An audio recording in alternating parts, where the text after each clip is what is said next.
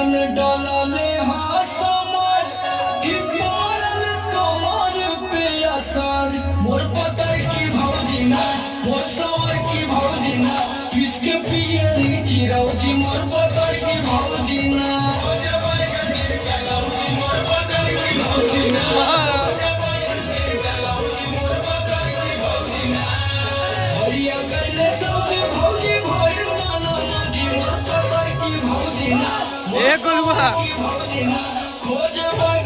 ए पतलुआ